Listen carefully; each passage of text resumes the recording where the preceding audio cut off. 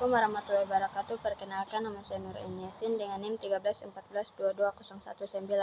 Di sini saya akan mempresentasikan hasil dari makalah saya yang berjudul Perilaku Kelompok dalam Organisasi. Yang pertama, pengertian perilaku kelompok.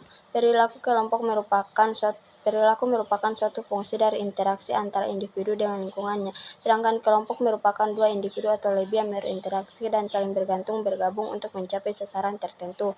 Menurut Bahtiar, perilaku kelompok adalah suatu aktivitas yang dilakukan seorang individu dengan yang lainnya untuk mendapatkan aspirasi anggota, berinteraksi dari setiap individu, dan saling bergabung untuk mencapai sasaran yang diinginkan.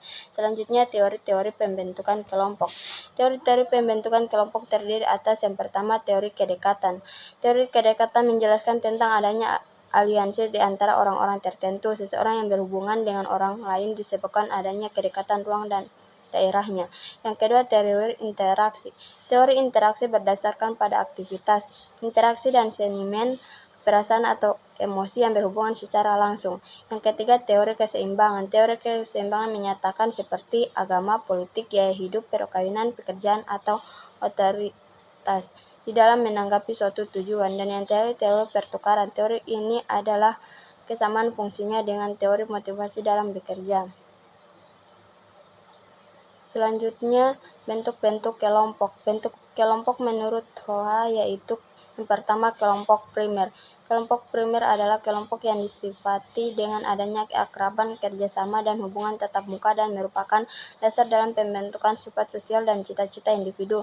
Yang kedua, kelompok formal. Kelompok formal adalah kelompok kerja bentukan yang didefinisikan oleh struktur organisasi dengan penugasan kerja yang sudah ditentukan.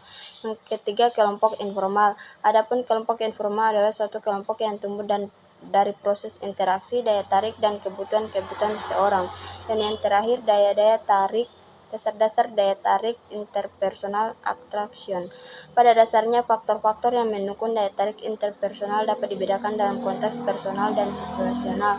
Faktor personal adalah faktor-faktor yang berasal dari karakteristik pribadi kita, sedangkan faktor situasional adalah berasal dari sifat-sifat objektif atau karakteristik personal stimuli.